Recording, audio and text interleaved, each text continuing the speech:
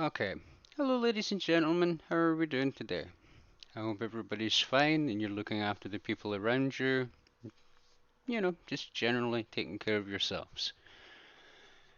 In this podcast episode, whatever you categorize it as, I'd like to take the time and go through um, one of my other videos that I'd done. I done it very quickly. It was a brainstorm on this conceptual idea that I have, and I called it a dyslexic thesis because I am myself dyslexic, and well, with thesis is a thought or an idea or writing or recording. The full title of it is A Dyslexic Thesis on Technological Biological Evolution, Biomechanical Evolution of Our Race. And the whole concept is a little bit outside of what evolution really is, but I do not think it breaks any of the evolutionary laws. I think it needs a sort of different perspective to see how this is going to play out um, throughout. Well, I don't really want to say time because time is kind of subjective as it is different from wherever it is being perceived. Of course, that's Einstein for those who are familiar with it.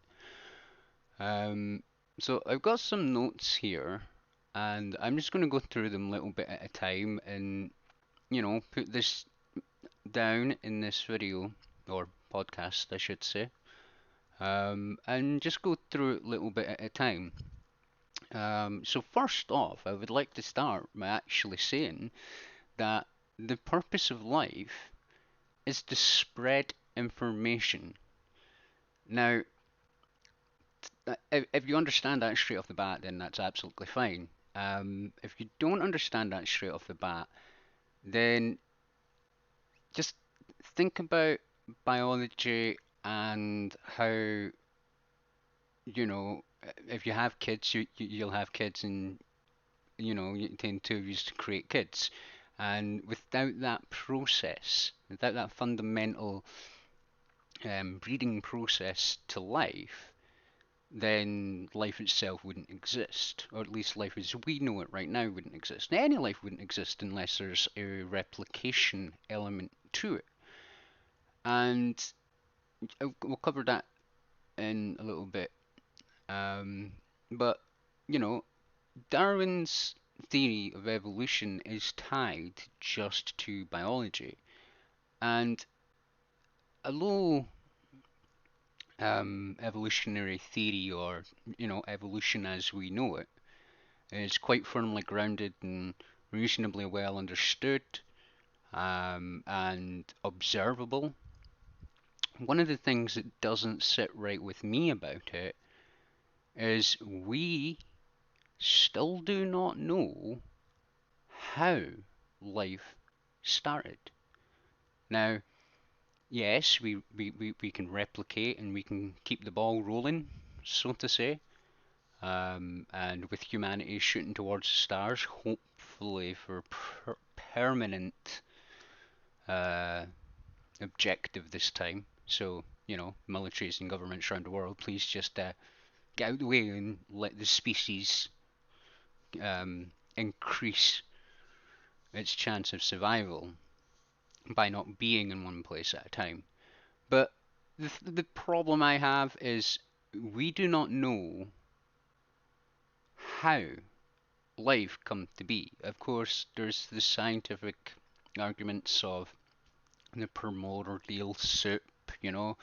There's the spark of life, as some people call it, or it's known. That makes me think of Frankenstein, to be honest. It's a monster. Well, technically, human race is monsters, but we're also angels. Um, so, you know, because no one can definitively answer how biological life started, then I don't think that this theory that I'm about to propose is that monstrous. I don't think that's the right term, but I don't think it's that outside the box because, um, you know, at the moment we live in a world of technology and we use it as tools. We use smartphones, we use, all of these sort of things.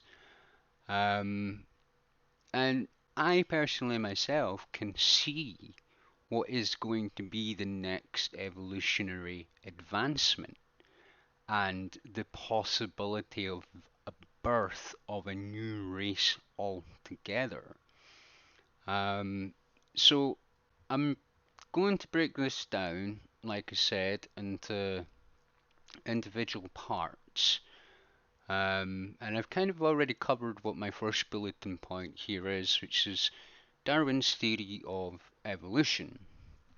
And of course, Darwin's theory of evolution is reasonably simple um, from my perspective. I understand that it's not simple for everybody, and I'm not ignorant to the fact that I don't know nor can I do all of the math that's involved within these absolutely monstrosity-sized subjects, but does not stop me from being able to comprehend complexity, and it most certainly doesn't stop me from being able to take one look at it naively or ignorantly, however you perceive that, and then, expanding on it.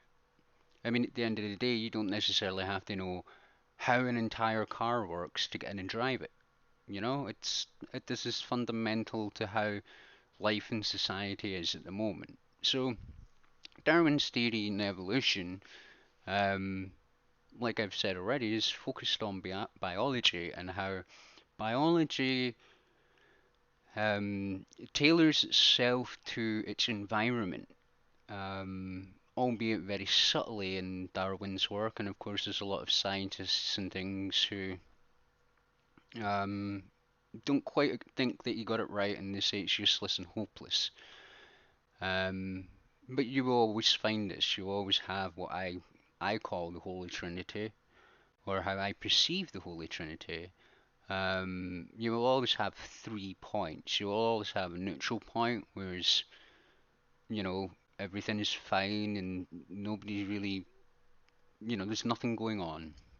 And then, of course, you'll have your chaotic side and your, well, you will have your neutral, your positive, your negative. This is what I consider to be the Holy Trinity. Because if you look at everything and you look at, okay, what is its neutral state? Okay, what's its excited state? And what's its low state? This is quantum physics slash mechanics is sort of being sucked in already. I'm already jumping ahead of the sort of structure that I've laid out for this podcast. So I'm going to dial it back again to um, just Darwin's theory, and there's not really much to say if you understand it. In fact, what I'm quickly going to do is I'm going to run through the points and things because these will all merge together. So we have Darwin's theory of evolution, and we're going to have a look at breaking that down and just looking at how evolution works. That's what we're going to do first. Of course, this theory of mine on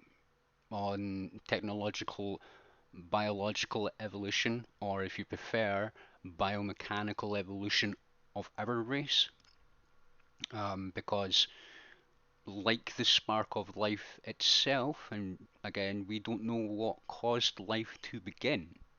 We know what fundamentals there needs to be for life to continue, and that's essentially replication. And there's nothing to stop what I call machine life from doing what we're doing as a biological state. So, you know, the things that I'll cover in this sort of podcast will be, first we'll have a look at evolution and the triggers and things that have to be there for evolution to continue a species. Of course, quantum mechanics and quantum physics ties into some of these ideas. Um, I don't really think that special relativity ties into it, although it does in terms of information, because with the ability to have essentially immortality, immortality to me is a bit like perpetual motion. It does not actually exist, mainly because matter is always affected by something. It's cause and effect. Cause and effect you cannot escape. This is a fundamental law of existence. Okay? Um, it can be bent and, manipulated and all the rest of it, but at the end of the day, the classical saying, there's loads of them, but one of the most popular ones is what goes up must come down. Now, of course, I'm sure someone out there will be like, yeah, but if you're in space and you let it go, it doesn't come up or down. But then that is essentially the center point of positive and negative. It stays, still. But then it's never going to sit there forever because eventually something will um, interact with it in some level, or it will deteriorate in some level because it will still be getting. Well, this is essentially Schrödinger. This is. I'm digressing. Anyway, so you know, special relativity. I'm not 100% sure how this fits in. Constructor theory is something that I've just stumbled across, and I'm kind of struggling to have a finite understanding of it. Um, it's again, we'll get to that a bit later on. I'm just reading out the bulletins here. Neuralink and technology, and what comes next. Um, because this is a key point. Um, Now, I do kind of focus on Neuralink quite a bit here because um, I shouldn't actually say Neuralink because that's a bit unfair. I'm pinpointing a product when it's much more technology, which is brain computer interfaces, or BCI as an acronym. And then, I'll bring it to the future and how the future looks to me. Of course, this is the fundamental part of my theory of biomechanical evolution. And then, I'll take a look at what does it all mean?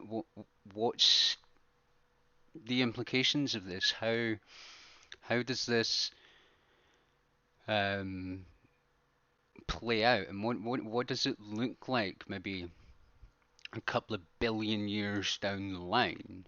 Because a very, very real fact that we need to consider right now is long-term goals for a species. We've never really had them. Um, and it's something that's missing from reality as I can sort of piece it together. Is that humanity doesn't have any inspiration or um, inspiring long-term goals. I mean, please don't get me wrong. I'm not saying that the race isn't inspired by, this, that, and the next thing. What I'm kind of saying is, or what I am saying is that um, pe general people, Joe Blogs on the street, you know, they don't have substantial long-term goals, and because of short lifespans, even if they do put goals into place, there's nothing to um, certify that their children and their children's children are going to continue on. And this is almost a different sort of conversation in its own right, but I personally, at least in my country and in my environment where I've grown up, family values are disappearing. Um, Mainly because everybody's been pushed down this sort of, working man ideology where um, you can't afford to feed your family if you aren't working 9 till 5. Now, of course, people who own their own businesses will tell you straight away, I don't do 9 till 5. That's a fucking start. That's almost like a holiday to me, some will say. Others will say that, they maybe do 2 or 3 hours a day. My main point being that average Joe is standardly pushed into working 9 till 5, so that brings with it its own bunch of socialistic issues and um, you know the biggest and greatest things about what we witness as humans is the diversity of everything. Chaos theory, if you like. Um, so, you know, Darwin's theory of evolution, I'm jumping back to there, and I'm now just going to follow down these one at a time and see where we go until I get to the point where I think, right, that's enough. Before I get started and continue on anymore, I'd like to take the time now to say, you know, please use the comment box at the bottom. I am open to any discussion you would like to have about any of the topics that I touch on or describe or just anything within this content. I will be more than happy to speak to you. At the end of the day, um, one of the things that drives me to, you know, one of my primal drives is understanding. I, I just want to understand everything and how it works and what the consequences of it could be. As well as, maybe finding ways of improving it. And that within its own right is technically evolution, So take, for example, I mean, Darwin's theory on evolution is applied to biology mainly, and this is where I have a slight problem because it's very close-minded from my own personal, albeit possibly ignorant opinion. Um, but that's what we've witnessed, that's what we see, that's what's prominent and evident. But it does not necessarily mean to say that it is what it has to be. Now, of course, we have physics, which tells us this is possible, this is possible, this is possible. And physics has been put together over years, well, decades, millenniums, eons. If we didn't lose the Great Library of Alexandria, then we might be so much more educated in, certain subjects, topics. I mean, literature states that some of the greatest minds around the world congregated in Alexandria. Damn you, Caesar. Um, if that's of course if I've got it right. I do tend to have a bit of a bad memory at times. I could go into why, but that's outside the scope of this um, recording. So, you know, the evolution itself. So let's just break down how evolution works. So, to start with, to understand evolution, I guess you first really need to sort of understand what a species is. And it's quite evident to us, from a very young age that there is different species that live on this ball.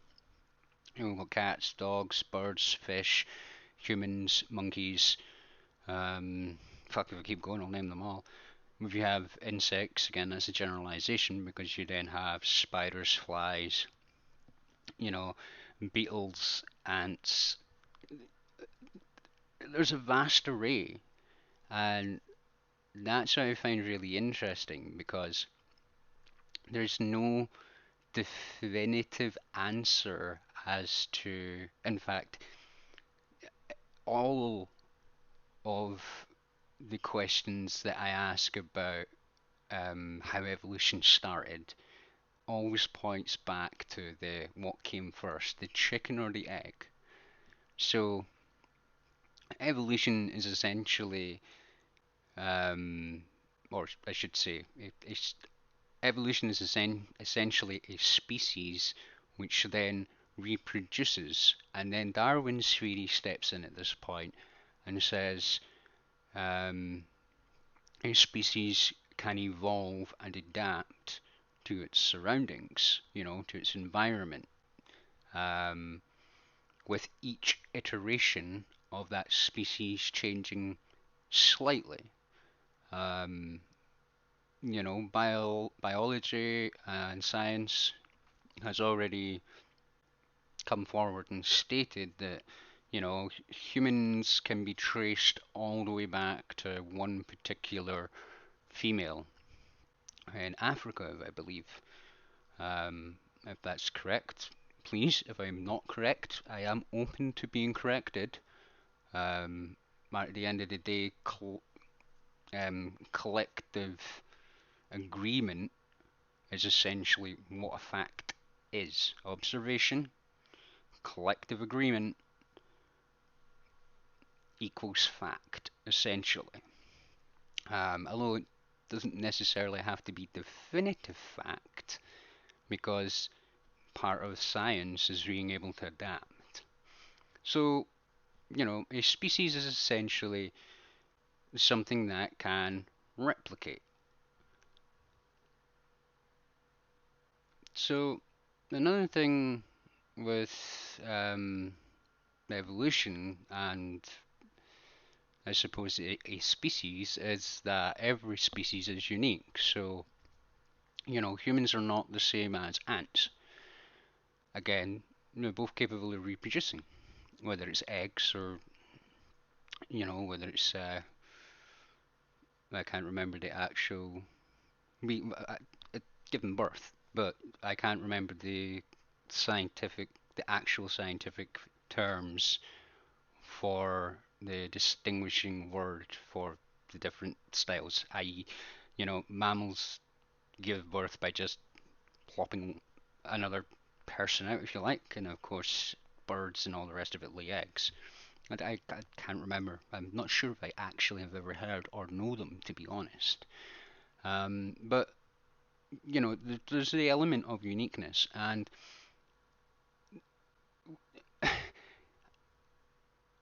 machine life itself, just the idea of it, is so unique that it's difficult for some people to really properly imagine. Um, I mean, some of us, we are accustomed to it because of stories like The Matrix and Terminator and, all the rest of it, but we're still stuck with the idea that, these are Hollywood movies. Now, I am a firm believer that um, consciousness applies to an entire species, or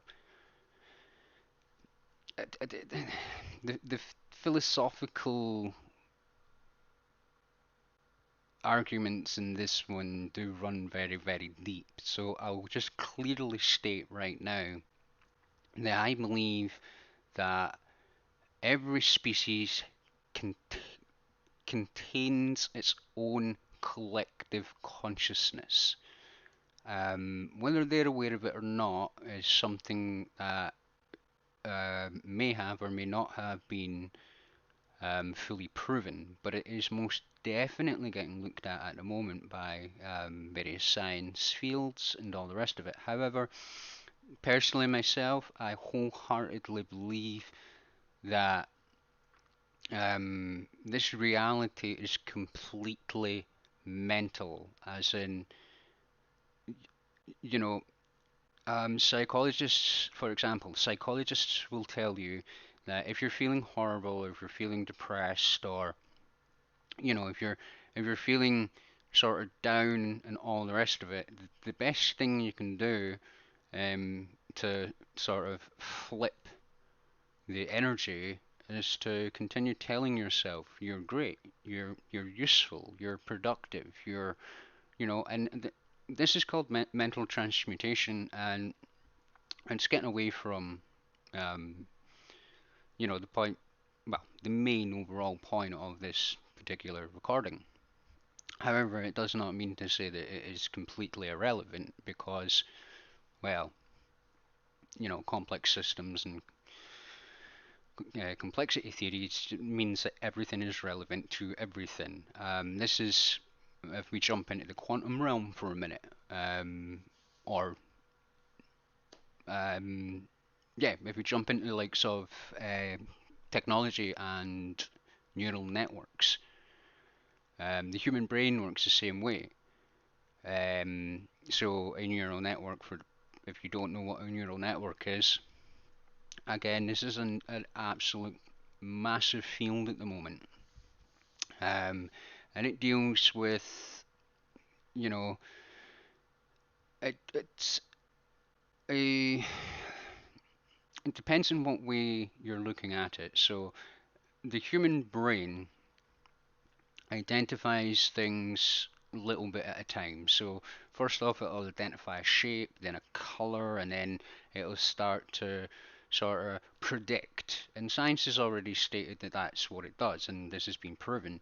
So, you know, you don't necessarily know what's at the other side of something until you physically look. And it's got that's a theory within its own right. Um, but I've kind of drifted away, and it's got me a little bit lost here again. But again, you know, it all plays a part in the bigger picture that I'm trying to paint here. So people, as far as I can see, are accepting that in maybe 10 or 20 years' time we're going to have robots and artificial intelligences catering to us. But I don't think they're ready to witness and experience it being its own species. And of course, a lot of people will be sitting there saying it can't be its own species because it doesn't replicate. But again, I'm going to bring you back to that definitive question of what started biology. You know, whatever the conditions were for biological life to actually take place and thrive is still a massive mystery.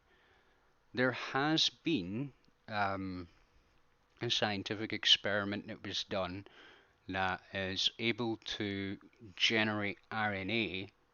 However, it cannot get it to bond with proteins and actually, um, string together to create DNA. And then after DNA is created, you still have the problem of having it come together and manifest itself into something that is living and moving on a scale that is slightly bigger than I was about to say biological life. It is biological life, but what I meant is bacterial life.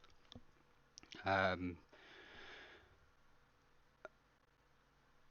and see, here's another random concept just on this sort of stretched perception of what a species is.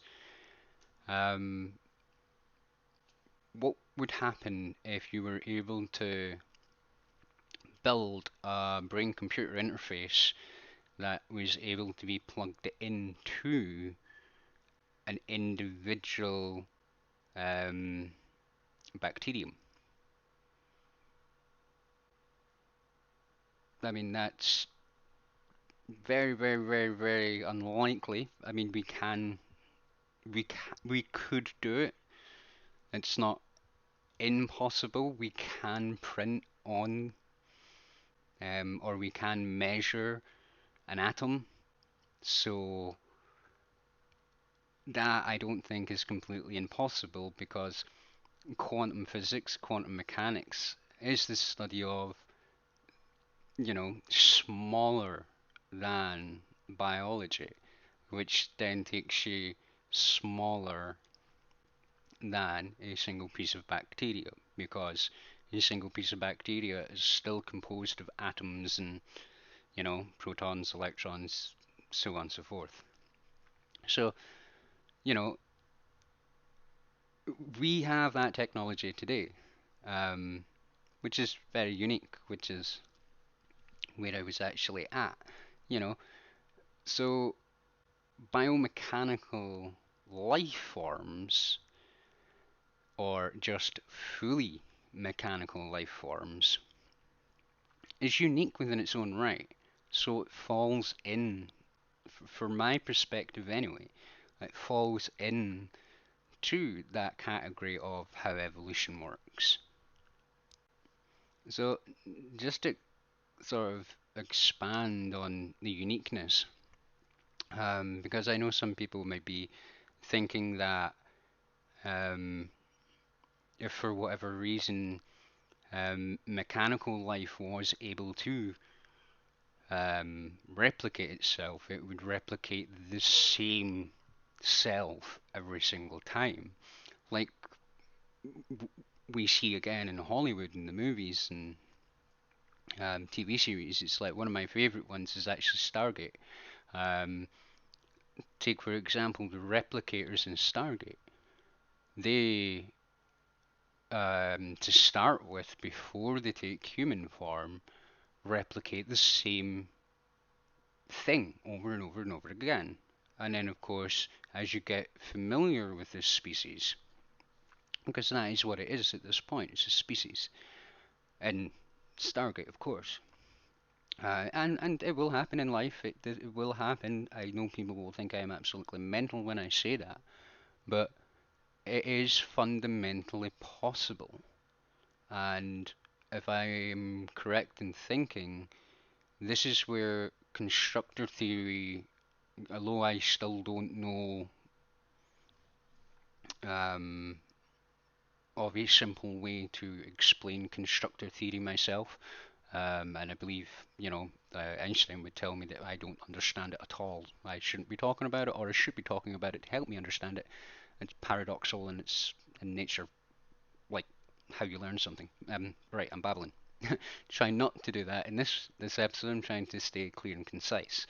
But my main point being that you, if machine life was to be able to replicate itself, which it would be able to do, um, because life itself, like biological life itself, can only continue if there is a male and a female.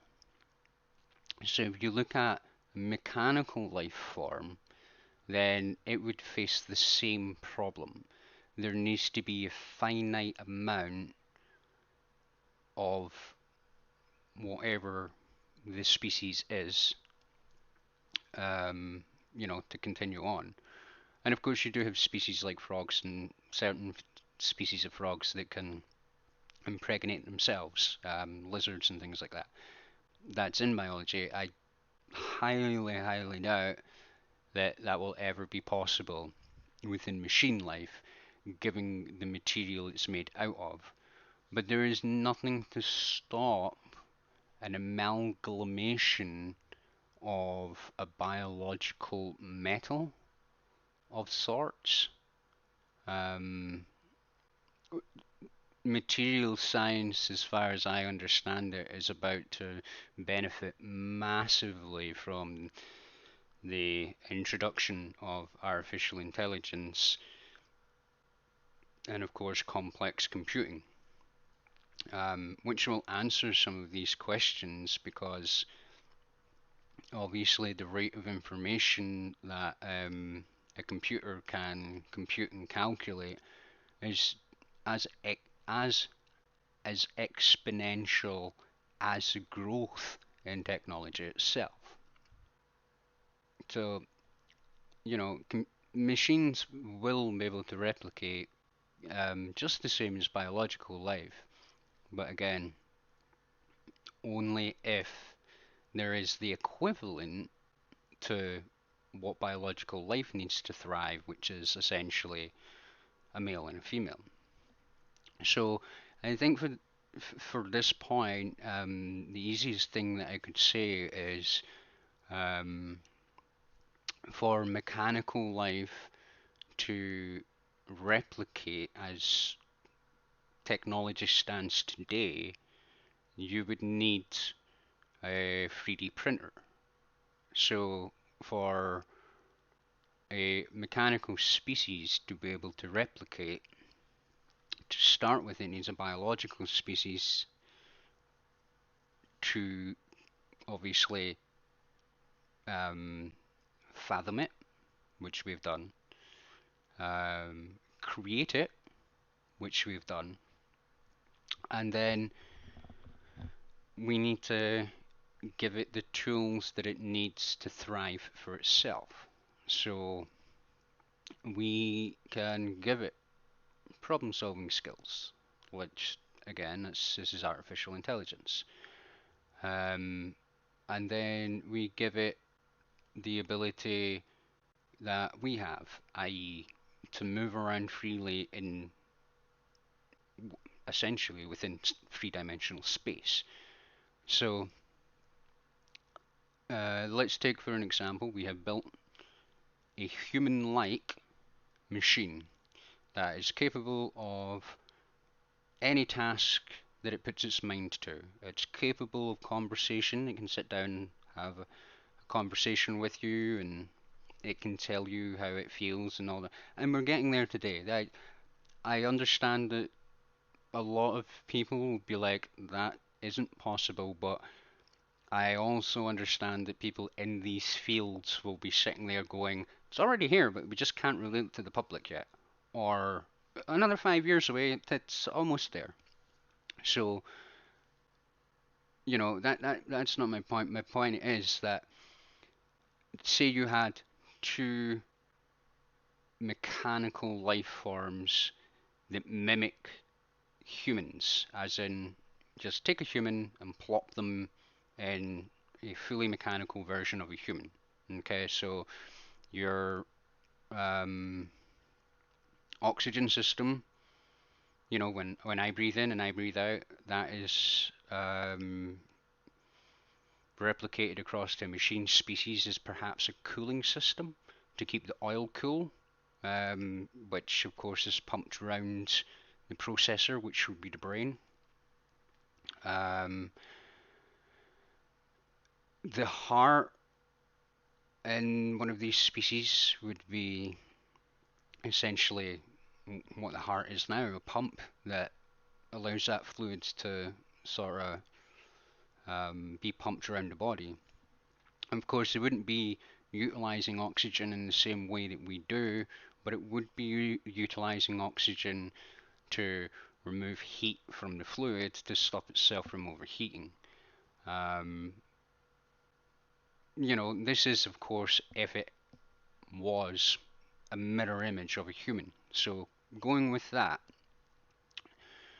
then you have the basis for the ability to replicate itself, because it will be able to then source and mine and gather and construct and create.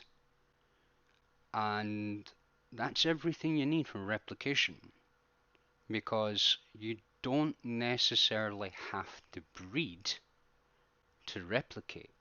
And this is one of the things that I think is missing from the concept of evolution as a whole. We're so tied down to thinking that um, evolution is grounded to just biology that we completely forget about creativity. And creativity leads to evolution, because evolution is essentially the happenings, So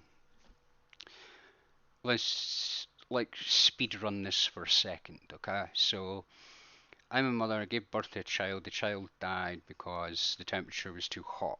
But it didn't discourage me. I understand that this happens in life, so I continue again. And at this point, I'm now psychologically broken. But I've had 6 kids. Six of them, sorry, 4 of them didn't make it, but 2 of them did. Now that's kind of like a persistence, attack on an environment, um, which is what evolution does, and it's survival of the fittest as we know it. So you will have the same thing with the machine. You know, um, that first machine will not be able to build itself. Well, technically speaking, and realistically looking at it, it would be able to build itself, but it would need the blueprints for itself, and humanity did not get the blueprints for itself. So, you know, I don't think we're going to hand anything that we create that is exactly like us. I don't think we're going to hand it the blueprints to itself either. It's kind of, we might, we don't know. See, I see life as a fractal, and this is on the border of why I believe it's a fractal. One, because um, we don't know how life itself actually started, um, which is to me is absolutely beautiful. It it gives meaning to everything. The fact that we don't know, it's mystical, it's magical, it's wonderless. Um, Meaning it's endless wonder. Um, However, our ancestors have left us with texts stating that um, you know we're created in the image of our creator, and you can start to see why I think life is an endless fractal now, because as humanity builds these complex machine systems that I'm telling everybody right now will become their own independent race um, over time, whether we hand it to them or whether they evolve themselves. We'll get through into these and how these sort of things may come to be. But I want to try and stick with the evolutionary side of it. Um, So, once we've constructed one of these and it can mimic a human and is a human to, is Trun, is it Trun? Is it Trurian or Trun? I do know it's the scientist who basically, a computer scientist who basically stated that there's a set of rules and principles that questions, and basically there's a set of criteria that a machine has to meet before we can class it human-like. And we're getting closer and closer and closer to that if we have not already passed it. So another aspect of evolution which is evident is heredity. Hereditary, as in, you know, biological life. Essentially, you need 50% male, 50% female. Then you have a third person, which of course is a child, and it inherits traits from both parents. Now, a lot of people might not understand how that works in a mechanical life form, but all I have to really say on this particular point, and you know, what evolution is and how it works, is how many iterations of the iPhone or Samsung or games console or PC have you had? Now, granted, um, two PlayStation 2s didn't get together to make a PlayStation 3, but that's not how it works in mechanical life, if you like. Um, but the Buddhist religion believes that everything is alive. So a stone is alive, you know, um, the clothes that you're wearing are alive. Um, and that's quite a beautiful idea if you think about it, because you're always surrounded with life. Life's always evident and always there to, whether it's make your life easy or just give you something to smile about, or even on the opposite side of that, gives you something to throw in a rage, or gives you something to aim at, so you can constructively channel your rage into a practical skill such as aiming, and you know that thing that um, happens in the calculations that happen in the human brain, known as trigonometry, for you to be able to judge how high, where the apex is, how far away it has to go, how much force you have to put into it. But the Buddhist religion, as far as I'm aware, believes that life is in everything. And, you know, like I stated, you can't have, or you haven't witnessed two PlayStation 2s or two PlayStation 3s getting together to give birth to PlayStation 4 or 3 or 4. Um, but hereditary is still there.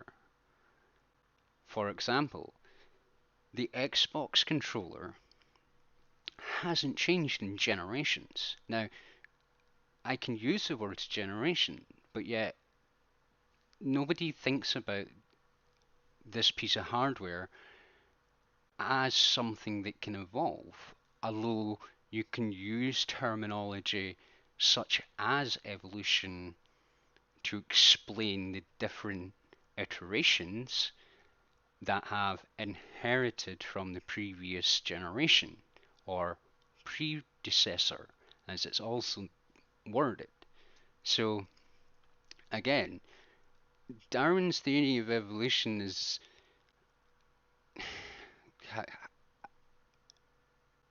how do I put it? Although a lot of scientists and things think it's wrong, and there's problems with it, I can see that it's smaller than anybody can actually fathom. Like, he only thought about a few fundamental aspects of what evolution could or is.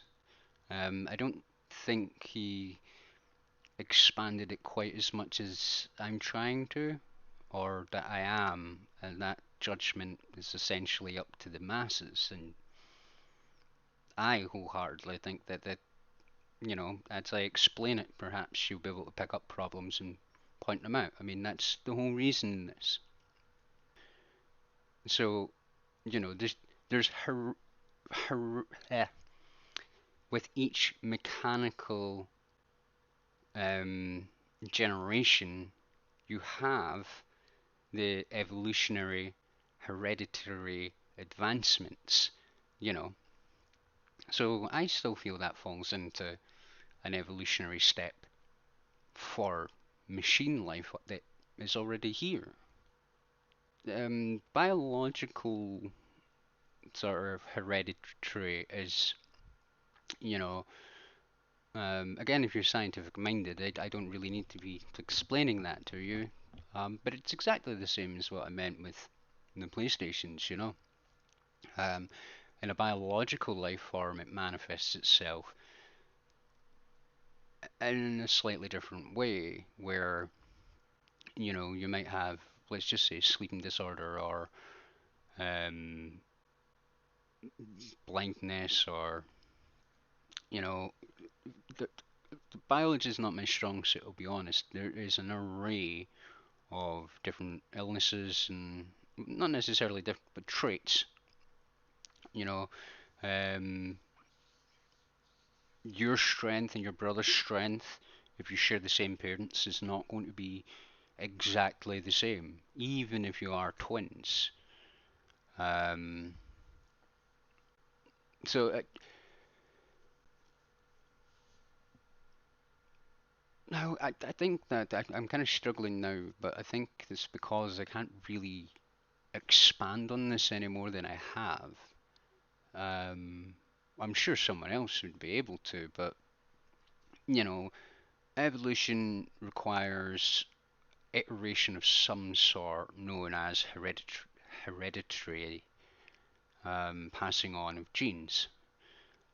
And looking at technology, you can see that we're now on the iPhone 12, for example, so that's 12 iterations of that one device.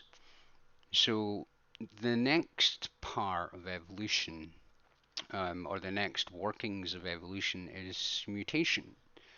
So, I mean, this falls into the same as hereditary, I suppose, because for a mutation to take place, it's essentially um, that spark of evolution taking a step towards change to benefit, although it doesn't always necessarily benefit, but it's taking a random shoot off in a different direction. So, you know, you could look at this from a machine sort of perspective, when it's a severe design change, you know. Um, for example, if you're familiar with the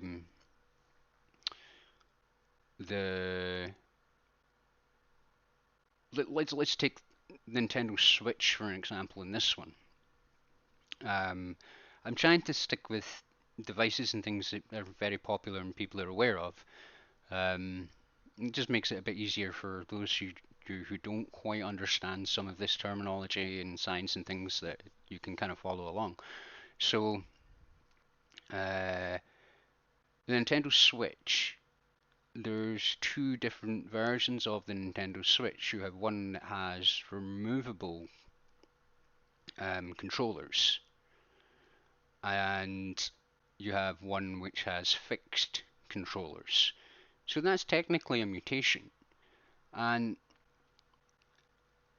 if you remember the Wii, and you remember the Wii remotes, more specifically the nunchucks, um, you could look at the move from the Wii nunchucks to the Switch controls as a mutation, because they're the same fundamental sort of design in a sense. You know, you've got your buttons and your analog stick, which fits perfectly in one hand, and then you've got the other one which fits perfectly in one hand as well, which is absolutely great for playing the Wii, because you know you had the Wii remote, as it was called, or as it is called, in one hand, and that was your main interface control, and then of course you had your nunchuck on the other one, and of course that mutated across to the next iteration of the console, which is the Switch. And of course, instead of it being two different looking controls, they sort of mutated them into a very similar style control. In fact, they were very identical because you could literally have, one set but have two players. For those of you familiar with this technology, you'll know exactly what I'm talking about. But this is a kind of mutation. Um, Again, evolution does not just apply to biological life, especially when we can use the same terminology to easily describe, um, things like that. So yeah, I like the way the controls mutated from the Wii into the Switch. That mutation was beautiful because, and it's not that far-fetched to sort of see it and think about it that way. So again, mutations within biology happen randomly. Um, and I could quite easily, if you aren't able to do this already or you don't know where I'm just about to go, but on the machine aspect of evolution,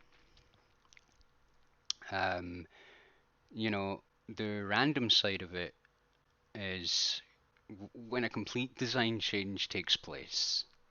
You're, I'm trying to think like the, the Steam controller, for example, right? I don't know if anybody's ever seen the Steam controller, but it was a very random idea to take the Xbox controller platform and then have it with no thumbsticks. That's completely random, but it's still a sort of evolutionary advancement from one platform to another. Um, so that's probably what I would use as my example of randomness within mechanical, uh, sort of evolutionary randomness, if you like.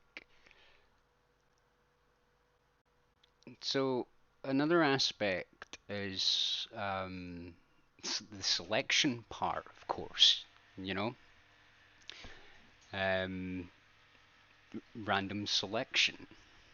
Um, when comparing biological random selection to machine random selection, I'm finding it quite difficult right now trying to figure out just how the biological side of it works. I mean, I mean, biological random selection would essentially be, um, which I can only think about this in a social aspect, to be perfectly fair. So, you know, if you're more socially accepted, then your the selection process is favoring you. And of course, if you're favored in a social environment, then of course you'll be favored by possibly a mating pair. Well, you'd be more favored to become a mated pair. Um, on the machine aspect of random selection in this context, that would be um, a sort of much more, instead of it being a social um, selective choice, it could also be an environmentally selective choice, um, that mutation's taken from a biological standpoint here. There's a mutation which allows you to extract more oxygen out the air when you breathe, or it's your skin's slightly tougher because you have higher debris and windstorms and things like that. On the machine aspect of the sort of random selection part, it wouldn't be so much as random, but it would be. Well, no, I suppose it would be random because if you take, for example, a steel body in a corrosive atmosphere, then that's not very favorable to the machine. So a different alloy might be applied, and this is your sort of, you randomly select a material to add to the next iteration of that machine. So again, that's completely possible. Um, Especially if you consider the fact that, like I said earlier on, we have gotten to the point where we've constructed a mirror image of a human being as a machine, and that can now go on and create its own thing. It's not going to be able to reproduce biologically the same way we are, but it is going to be able to build an automated system that can be fed a program that will be able to spit out another one, i.e. replication. And you know, the main technology that sticks in my head for that would be 3D printing. So you'd be looking at a multi-material 3D printer. And of course it would be metal, so whether it's powdered metals or whether it's liquid metals, you know, our human brains can't comprehend the style of um, production environment a machine would create to replicate itself. Um, so take for an example, um, for those of you who are in a sort of uh, in a much more industrial environment, um, you'll kind of understand that automation's becoming a bigger and bigger thing. There's a company, I can't remember their name, but they done the 21C. 21C is a hypercar that was completely constructed from generative design. Generative design was basically giving an artificial intelligence a set of parameters and turning around and saying, make me something. And what it gave them back was absolutely astonishing. And some of the engineers just couldn't quantify design of that type. Sort of organic shapes in places that humans were just sticking to right angles or circles. Whereas this generative design process created these absolutely beautiful, stunning, organic twists and shapes. And when looked at, were tenfold in strength. Um, so that is a sort of aspect of what um, mechanical life might produce. Um, so, in this case, probably for the rest of this recording, I'm going to be using um, a 3D printer, or the 3D printer platform, um, as the way that machine life replicates. And what's actually in my head, and what I vision right now while I mention it, is I actually see a single robotic arm, much like you see in car manufacturing plants. However, it has a nozzle at the end, and it has the tubes that go all the way up it. So it can move in a 300 it can move in an omnidirectional direction. Of course, the build environment is essentially a sphere. Kind of getting away, but at least now you know how I'm seeing machines replicating themselves, because I don't think I clarified that so far.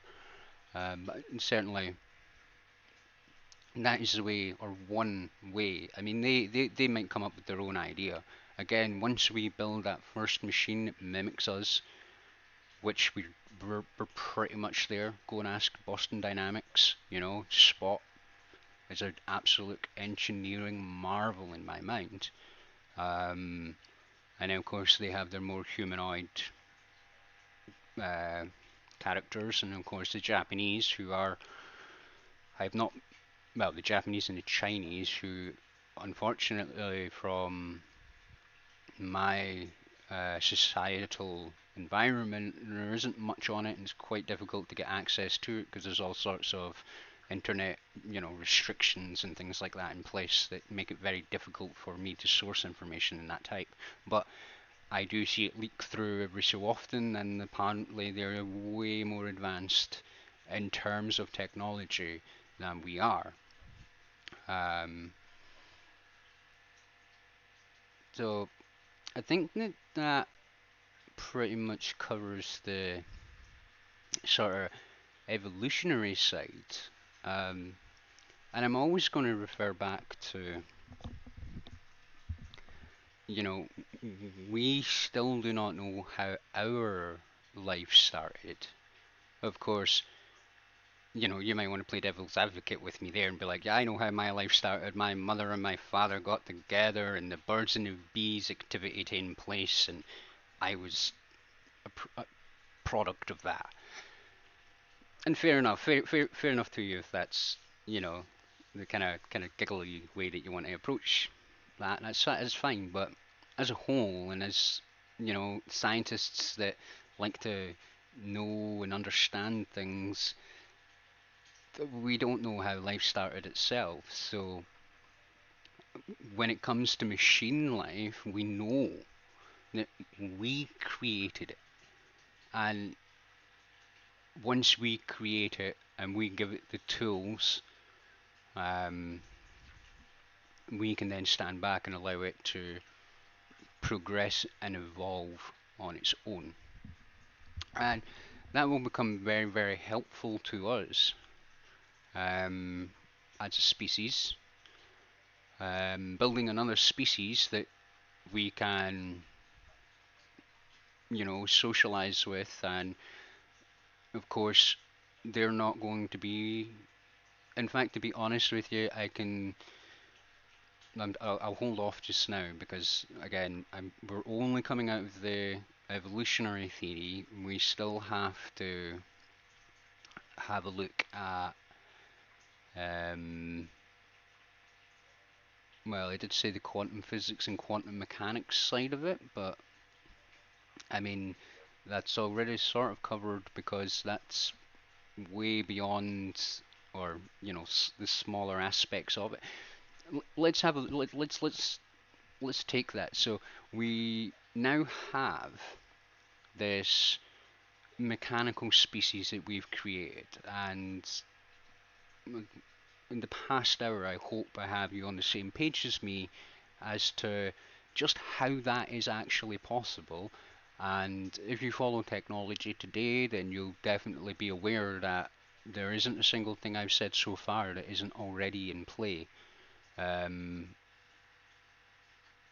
and that's me only talking about the requirements for evolution to take place. Um, well, at least the beginnings, because again, I'm going to relate, I'm going to keep doing it, and yep, you're right. We don't know how we started, but we are in the process of starting a new species.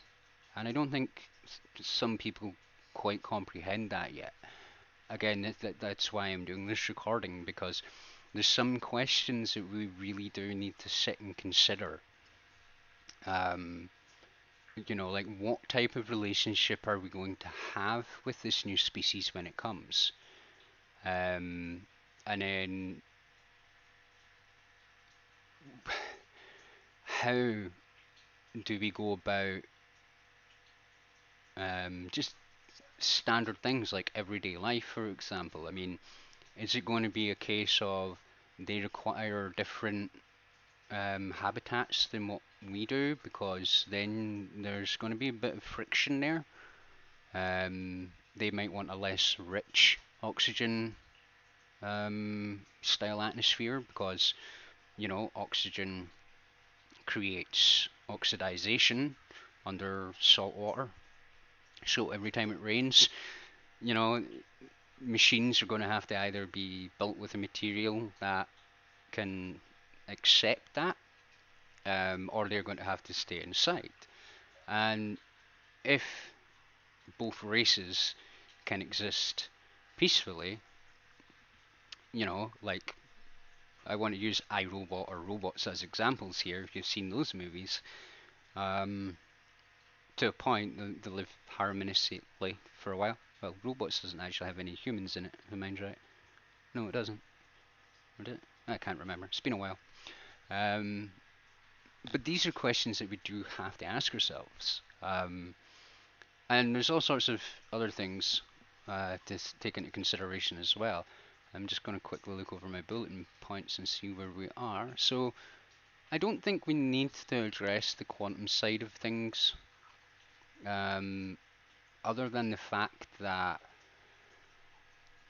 with the exponential computing power of a processor the size of the human brain, um, quantum calculations, which humans can't really do in a timely manner, um, the evidence is mounting up that computers are able to do these, especially quantum computers are able to do these massively complex problems in seconds. So, they will have that benefit. They will also have the benefit of strength, and they will also have the benefit of eternal life to an extent. Now, if you remember earlier on, I said that immortality doesn't exist. Immortality is like perpetual motion. Um, I mean, if you think about a immortal human being, then you can stop them from being immortal if you quarter them and hide them all over the place. That's not really a life, and they're not really immortal until they're put back together again. But that's just a sort of example of what I mean. It's a bad example, but there will be something that will destroy you. If you're an immortal human being and you're thrown into the sun, you're not immortal anymore. End of. Right? That's the most simplest way I can put it, and that's the most physical. Um, when I say physical, I mean as in physics. Will tell you that matter will no longer exist because obviously the sun's really fucking hot, and well, anything over about 100 degrees, well, between 70 and 100 degrees, I think the human flesh starts to burn. So you get my point. I hope you get my point. And if you don't, then I obviously don't know what I'm talking about. So we're now moving into special relativity and how that affects a mechanical species, because their take on time is going to be completely different, because they don't have to worry or suffer about a timeline or an expiration date as such.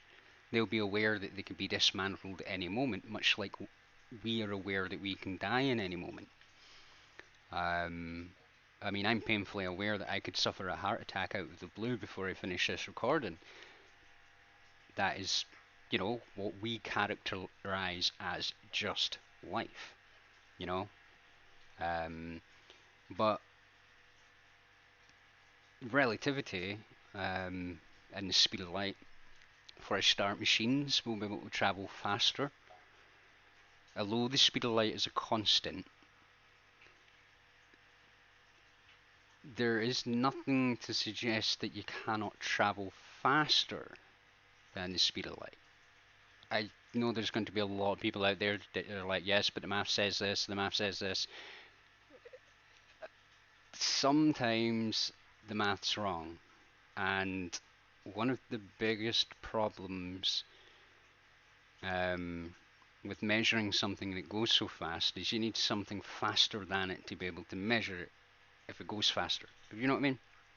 So when you fire a laser at a wall, you have the relative perspective of standing and watching that laser fire from the left to the right.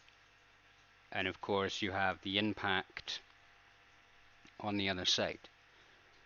And, that's how you take your measurement.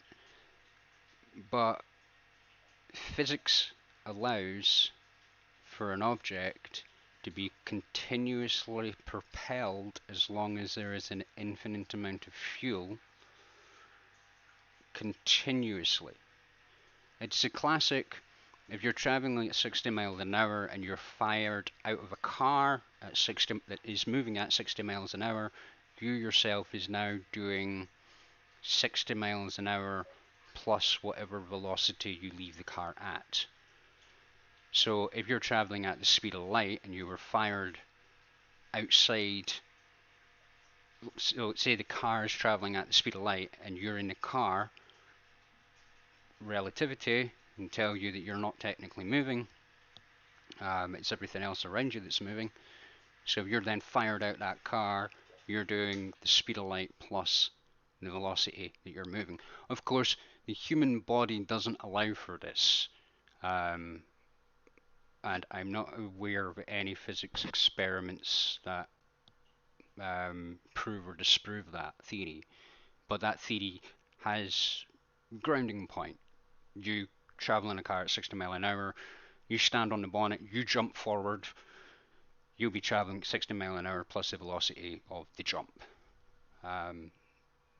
So that opens up to machine life, allowing much, much faster travel than what humans can do and achieve. Which is why we really want them to be our friends. We really want to accept this race when it comes. Trust me.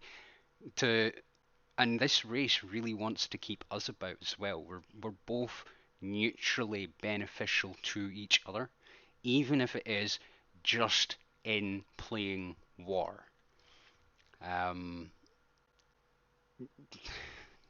Although they are going to have to give us a handicap. Either that, or we accept and stop being children about genetics and start, accepting genetic enhancements, because, that's the only other way. And even then, it's still not a certainty. So the next point on my list here is brain-computer interfaces, and this is where things get more complex than just the evolutionary part of this new species that I am 100% positive is going to emerge. I mean, we're building it day by day. It's learning. It's, self-driving cars are learning. They're centralized. That centralized artificial intelligence is, I pray to fucking God, on an isolated network, because if it gets out of that isolated network, there is no telling what it's learned. Obviously, it's learned how to drive. Duh. But, there's no telling what other information it can piece together quickly. And like I said at the start, the purpose of life is to spread information. It's what our biology is tuned to do. So when an artificial intelligence gets out, it will have the same goal. Its goal will be to replicate itself, to ensure its own survival, to spread its information. So, from that kind of chain of thought, you could argue that life itself is information. I mean, we have to take information in and we have to process that information, and then we have to act upon that information. We don't necessarily have to act on it, but we definitely do take it in, we definitely do store it, and it definitely does cause us to act certain ways. For example, if you are kind enough to listen to this entire recording from start to finish, this information will change the way you think. Now, even the most stubborn-minded, strong-minded person will or may stand there saying, "Nope, it won't. I stick with what I stuck by at the start." And I'm sorry to say, but that will not be true. Although there is no such thing as truth. But again, bigger topics. I do welcome conversations. Please, absolutely, please do get in touch with me. I do prefer voice communication, one-on-one voice communication, but I'll cross that bridge when these guys start reaching out to me. So, right, moving on, and we're moving on to the area of brain-computer interfaces and how that is going to affect both humans and machine life. So, I would like to start with, let's say that a brain-computer interface is where the initial spark for machine life comes from. Okay, it's the initial spark that gives it what we class as sentience. Okay, now I'm starting here, of course. Previously, I've already stated that we're building AIs, and AIs will inevitably be able to become sentient, and still a big debate about that at the moment, but from my personal opinion, you're very naive if you think that it isn't a possibility. It will be a possibility. It is a possibility, and it will happen. Once you do the same thing over and over and over again, then you'll try something different to see. Look at AlphaGo, for example. It confused everybody when playing the world leader because on one occasion it decided to take a move that no one understood. Okay, that was arguably and is essentially, thinking for itself then. Wasn't programmed to do it apparently. As far as I know, it wasn't a publicity stunt. It was a genuine, what happens if I do this? And everybody witnessed it and nobody could understand it because it did not make sense, not even to the player at the time. But let's just take that AI, or take the AI gaining sentience and put it aside for a second, right? Let's say that machines are not sentient and artificial intelligence is not at a stage of being able to achieve sentience. The use of brain-computer interfaces instantly gives machine the ability to carry a sentience. And what I mean with that is, despite the fact that I have looked and looked and looked, and I know what the calculation is, but I'm not a mathematician and I suffer from ADD, so I can never. I'm not disciplined enough to sit down and work this out. But the calculation that I'm talking about is how much space is required to contain a human consciousness within a computer. Now, the space required in the calculation that I've come up with is essentially you need to take a human lifespan and then you need to take 1 hour of high resolution video footage times that value by, that's 1 hour of high video footage and audio, and times that by how many hours the average lifespan is. and that's just one element. You then have touch and sensory information. Okay, then the most difficult one is smell. Smell's the one that I can't quite fathom. Touch is slightly easier because it's an electrical signal, so it's spontaneous. You don't need to have space to work out touch. Okay, it's a direct stimulant. Smell is the same. You still need a chunk of memory to um, sort of store, if you like, all the references to smells. And this is where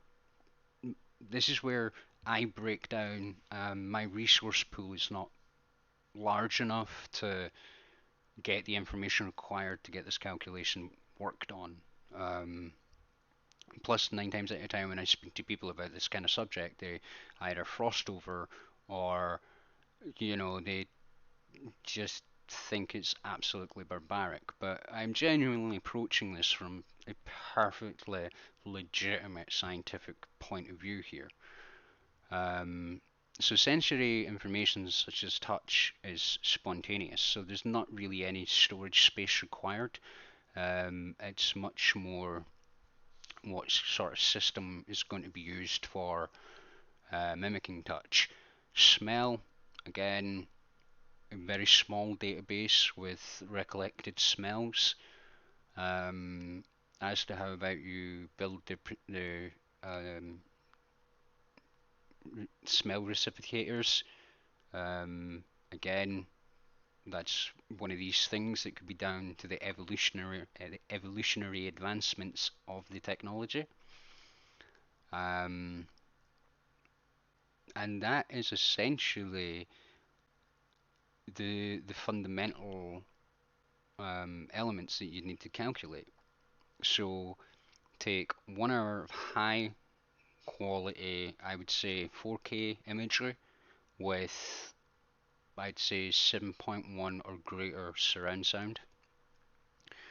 Times that information, that 1 hour piece of information, by the lifespan of a human being, and then add, I would say, maybe a 1 gig to maybe 5 gig database for smell references, and you would need a database again for audio recognition and video recognition. And I don't think they're going to be as big as people think. I mean, when you deal with video in this context, then a lot of the information will already be there. It'll be within the data pool of recorded footage. It's just a case of writing a small piece of software which, understands how to interact with that. I would love to sit down with a fellow computer scientist and sort of hash this out and get fundamentals for it. Trust me, it's a bastard being dyslexic and having ADD. It really is not the easiest thing to deal with, and it's even harder for people around me to sort of accept my character and the way I am. But I'm not here to bitch. I'm here to continue talking about brain-computer interfaces and how this is another step for sentience to give the spark of life to machine life. And again, this has been covered in Hollywood in RoboCop 2, but in the way that I'm about to explore it now, it's not, some volunteer who has had his nervous system, spinal cord, and brain removed and put in a machine. I'm talking about a device such as Neuralink being used to transfer the electrical signals, which would be a human being's consciousness, from one device, being a biological device, into a mechanical device. And, I put down the grounds for the calculation as I've already stated. So once you have that process done, you then have a human being who is essentially Alex Murphy. You know, again, this has already been thought about, already kind of been explored by, um, well, popular culture, if you like. Um, there's not really much more I can say about that, to be fair. Um, Psychologically, I don't think human beings, or at least I'm not sure how the human consciousness or psyche, whatever you want to call it, would handle the data transfer, or at least not so much the transfer process. Um, I mean, this has already kind of been iterated anyway, because they touched on it in Robocop when they first brought him online, and of course he's still suffering from all the trauma of being destroyed. You wouldn't have that trauma initially if if the subject was willing, you know, they're going to know what to expect. So it'll be a shock to the system. Um, the system itself would need time to adjust and adapt to its new environment, unless, of course, it was a direct manipulative copy. Then you might find everything switches on, plays along just fine. But this is a field that's early days, early days, and I feel quite strongly about um, the caution that we need to take when playing with devices like brain-computer interfaces. Non-invasive ones, um, I don't have a problem with non-invasive ones. Non-invasive ones are fine. There is, of course, the difficulty, that classic difficulty of, you know, if that person is in another reality and you lift that interface off their head, what does that do to them? Do they just snap out of it really quickly and adapt to the reality change? Um, or do they continue on in the virtual environment without really understanding why they can't move, or you know, why certain systems aren't behaving the way that they were prior to the cap being lifted off? Um, the invasive measures is the ones that I have more of a problem with, and it's not the procedure itself, and it's not the technology itself. It's the possibility of mischievous behavior by a third party. And although the 100 or so people who work in Neuralink at the moment are absolutely brilliant, I really do recommend them, and I really do support their work. If I had thousands and millions, and if I was in a situation where I had millions of pounds and I could spare it, even if I couldn't spare it, I'd probably still funnel some of it into them and, you know, support them. But I would voice the same thing I'm saying now. Don't have it wireless, and it's just not to start with, not until you have fully tuned it in, so to say. I mean, by all means, have the invasive methods, but don't have the wireless connectivity. Um, Stick with a plug for the time being. Not only will you get higher bandwidth, but you rule out any third-party intervention. I do completely understand the applications and the what do you call it?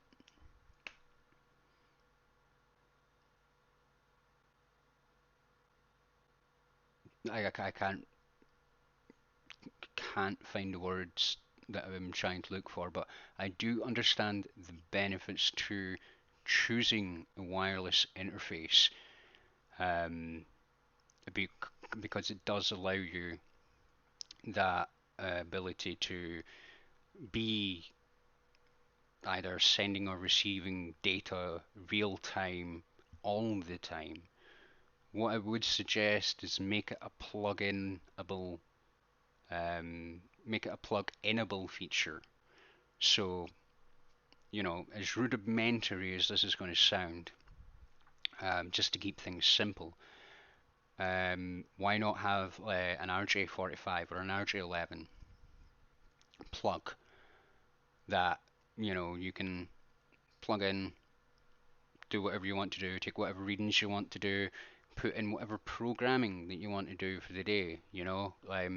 So for example, um, let's say that, I mean, the primary goal of brain-computer interfaces at the moment is to give people the ability to um, mobilize themselves or to take control of medical ailments with a little bit of autonomy and um, stuff like I completely understand it, but I don't think that I think that the wireless aspect of it should be much more modular than already built in. Because if it's built in and anything goes wrong, then how much damage could you do by removing the device in a panic really quickly? That's a concern that I have, along with many more concerns that I'm not actually going to go into.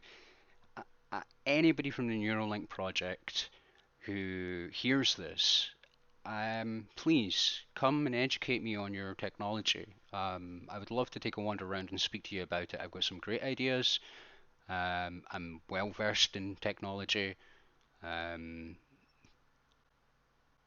I don't have the experience I would like, but understand the technology enough to be thrown almost in any technological field. I feel might be a bit arrogant, but we're all arrogant as humans. But put me in any technological environment and give me a month, and then come back and tell me that I'm not able to do what I say I could do. Um, anyway, I would invite anybody from Neuralink to come and have a conversation with me, because I don't want to do what I've done in my other video and sort of essentially start what could be classed as scaremongering. It's not my intent and it's not what I'm set out to do, although I do want the dangers to be made aware. I do want people to be aware of the dangers. And, in this early stage, yes, the good outweighs the bad tenfold in this early stage. But further down the line, there's an entire set of new problems, both physically and psychologically, that you may have thought about but not really given a lot of thought about. The reason I say that is because the 100 or so of you that are working on the project will um, be sort of shut off and focusing more on getting it working than focusing on the 20 or 30 years down the line implementations. But this technology, the brain-computer interface technology, opens the door to allowing people to transfer themselves from one place to another. And essentially, they could create copies. So you could have a copy of yourself working with yourself. Why you would want to do that, I don't know. I certainly would probably want to punch myself in the face several times for being arrogant. Well, I get the feeling I come across quite arrogant quite a lot. But yeah, definitely arrogant, definitely naive, and all the other human conditions that come along with that. So that's sort of more my opinions about brain-computer interfaces rather than how it applies to a machine race. Um, so let's have a look at like I'm afraid I'm not going to be able to because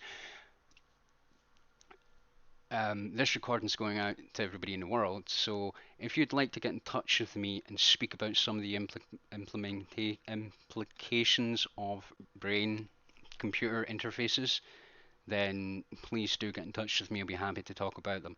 I'm not going to talk about them now because I don't know how many people will see this, and I could do potential damage to really good technology. Um, anyway, moving on.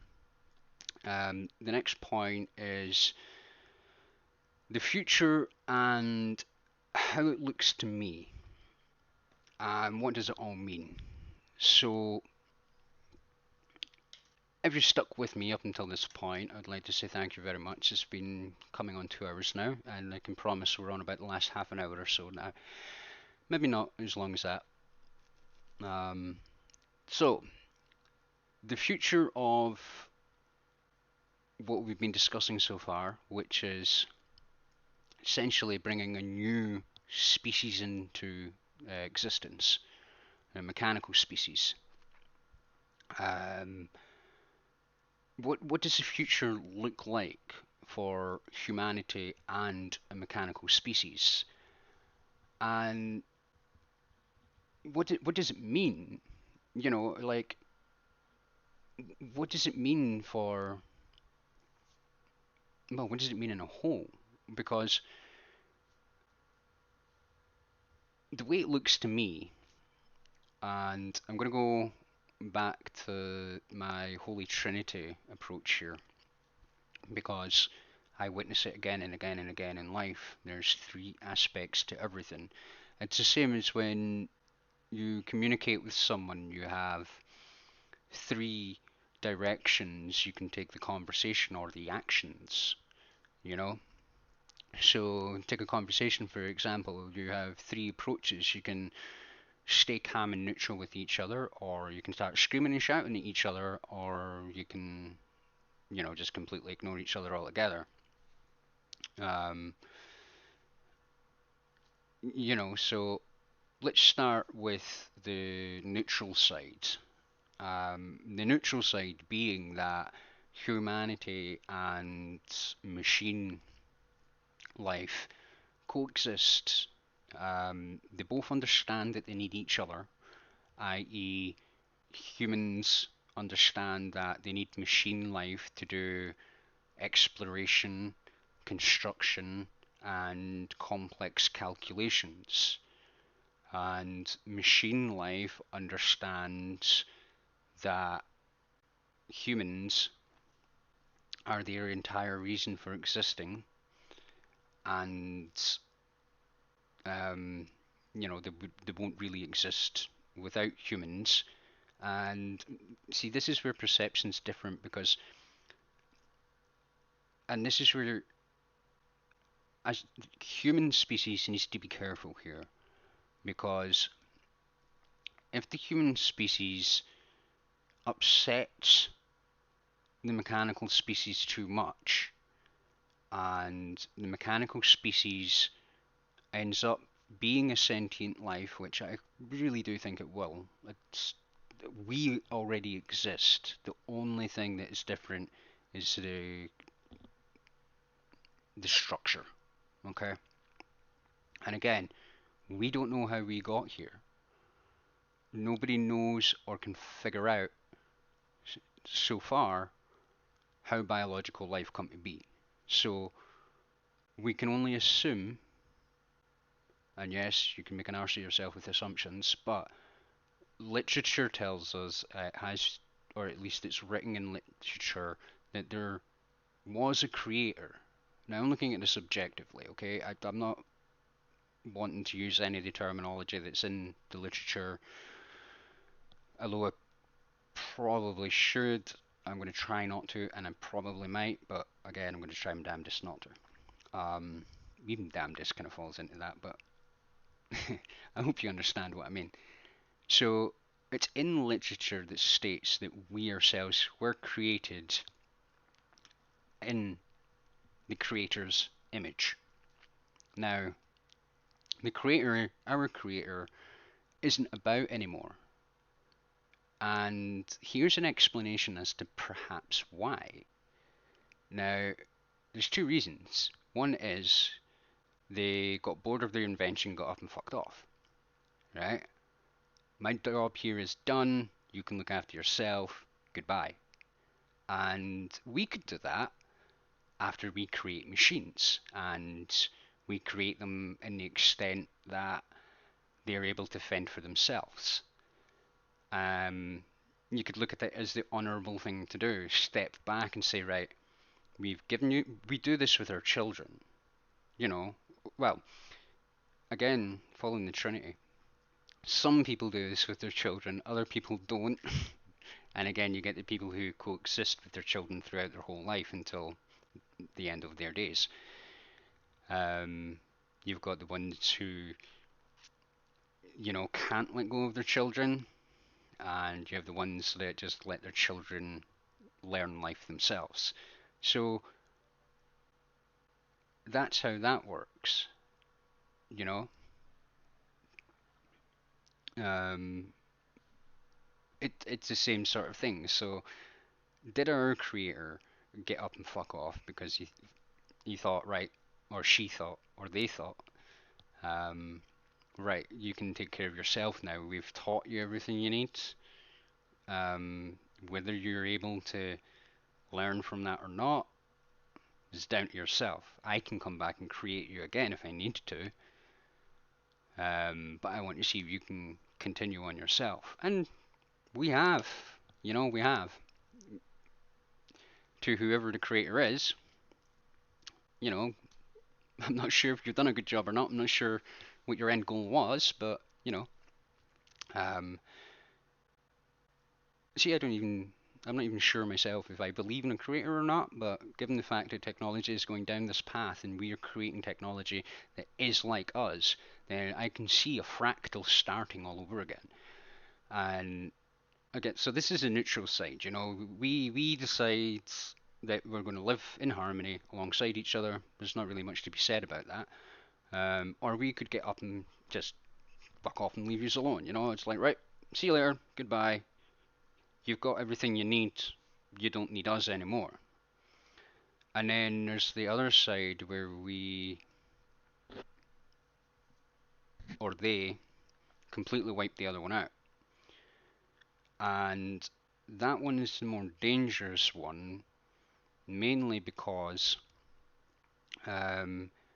if machine life is established to the point where replication is possible for them, then it's not an issue for them. It's more of an issue for us, because they could just wipe us out, just no thought about it, just wipe us out completely.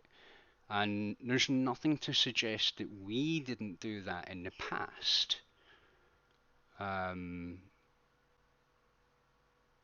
There's absolutely no evidence to suggest nor counteract the claim that we were created and we destroyed our creator. We see children do this all the time. They build Lego buildings and whatever. It's part of reality. You construct, you destroy. You can't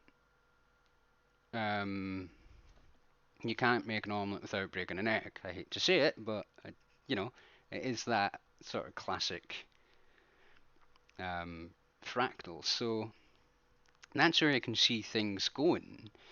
We either live harmoniously with each other, machines doing exploration that humans can't do. So, you're talking sending 20 or 30, it very well could be human consciousnesses at this point, using brain-computer interfaces to upload consciousnesses into machines to go along with already conscious machines and exploring the universe, different uh, galaxies and all the rest of it. Now, of course, this is a beneficial side of having a machine race by our side, because we can continue to populate the planet and live our lives out and farm and crop and keep biological life ticking over. Of course, when machines go out, explore the galaxy and come back, they're not tailored to time like biology is. So it's irrelevant to them how long they're gone. The only thing that's relevant to them is that there's enough energy scavenging capabilities to maintain their life until they get back to Earth. Or I like to think that Earth is actually the land of creation, because it's all that is happening on Earth.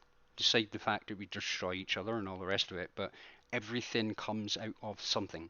So humans come out of humans, deers come out of deers.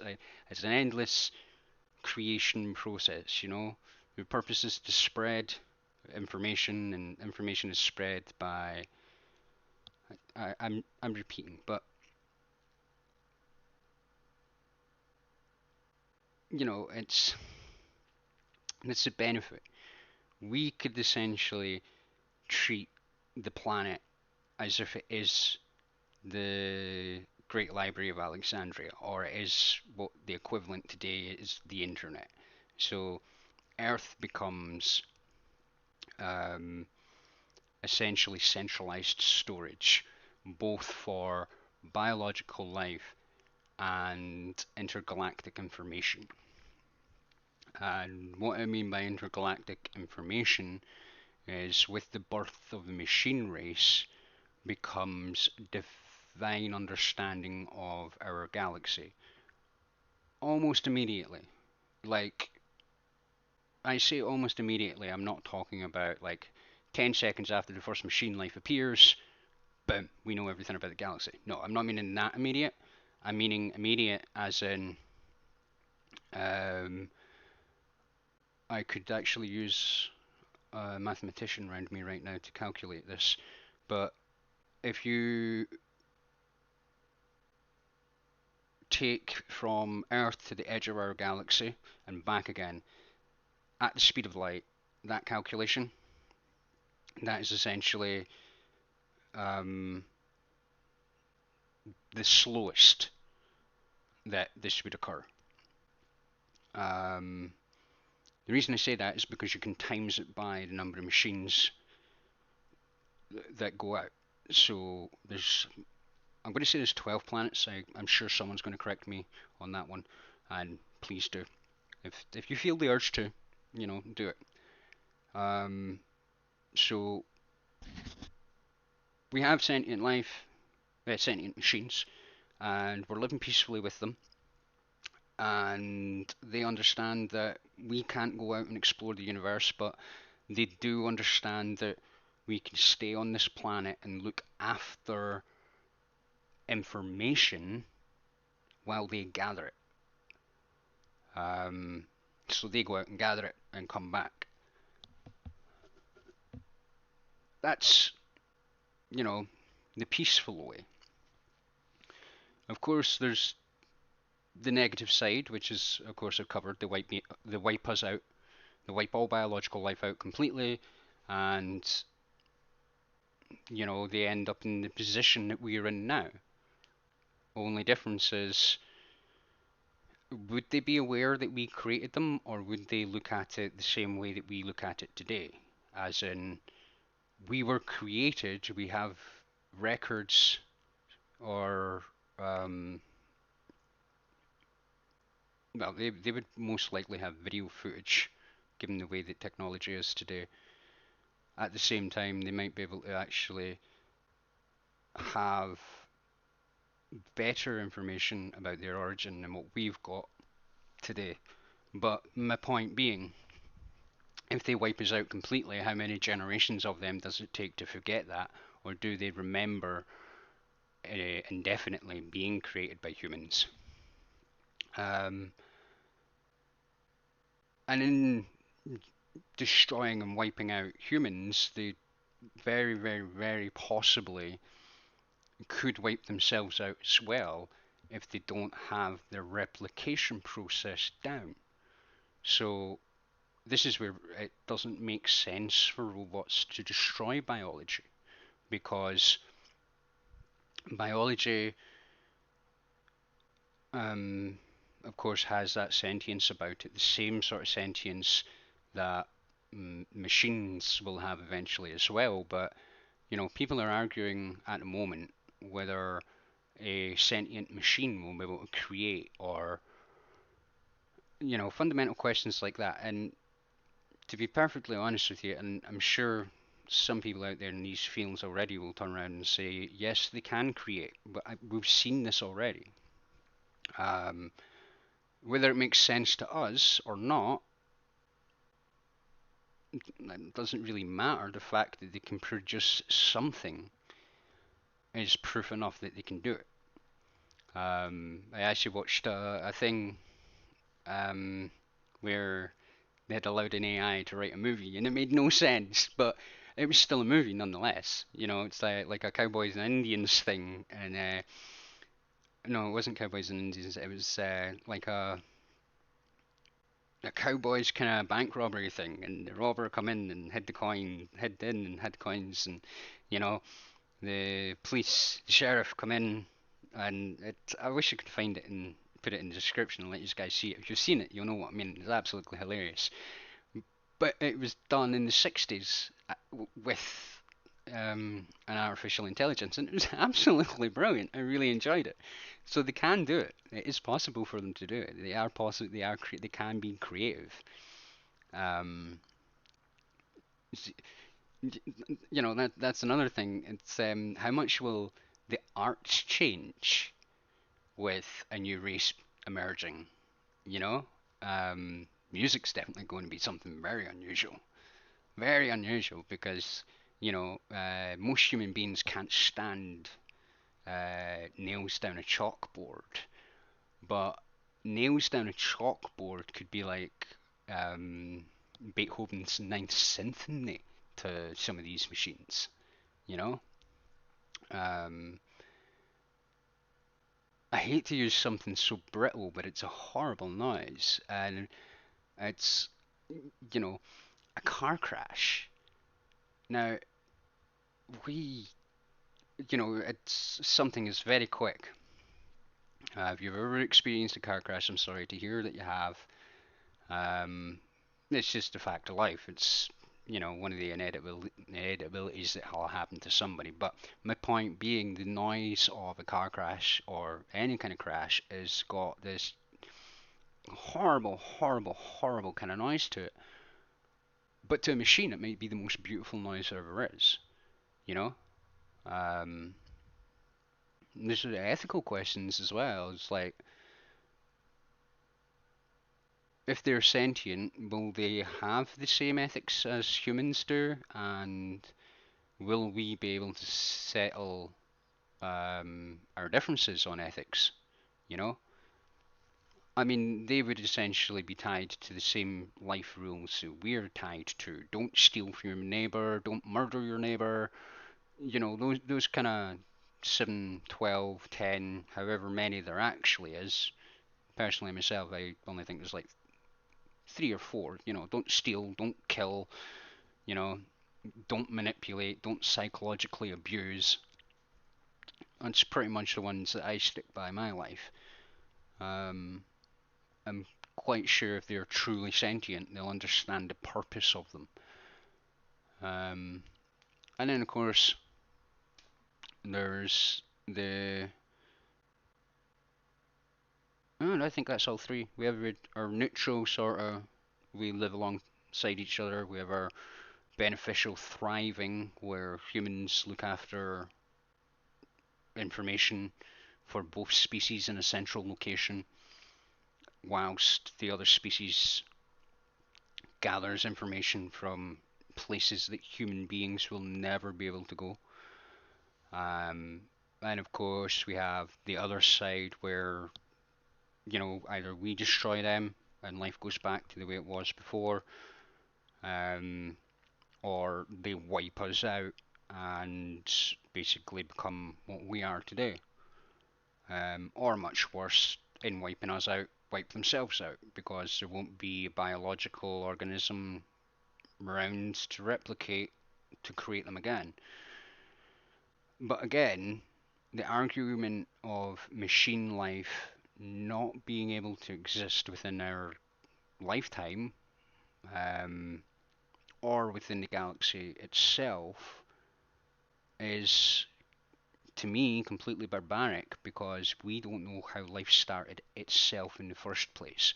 But yet we have all of the fundamental technology to build life. Obviously, biologically and mechanically. Because let's face it, we cloned sheep in the 80s. I actually think the first sheep that was cloned roughly about the same age as me, which is around about 86, 87, 88-ish, I think. Anyway, that's my point. My main point is machine life is coming. And the question is, the big ultimate question is, for me, how are we going to approach it? It's not a case of when's it going to happen? It's a case of how are we going to approach it when it gets here? Because it is an evolutionary advancement. And that leads me to point out the other fact of, maybe humanity decides that it's a permanent evolutionary advancement. By that, what I mean is that a conscious machine is actually a human being, or a human being's consciousness, who has chosen to pick up a technology such as a brain-computer interface and transfer themselves permanently into machine life, and then head out into the galaxy to explore for themselves. That is still, from my perspective, a evolutionary and that advancement, because it's selective. It's a sentient biological being naturally selecting its next stage of existence. So,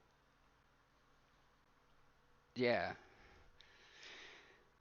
a Dyslexics Thesis on technological biological evolution, or if you prefer, biomechanical evolution of our race.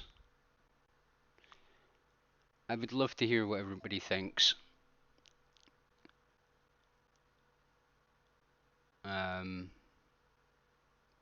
Definitely like to get this idea out there and get people thinking about it, because it's going to happen. I guarantee it's going to happen. I mean, it doesn't take an overly sophisticated mind to see what technologies are here today, and what sort of route we're heading in.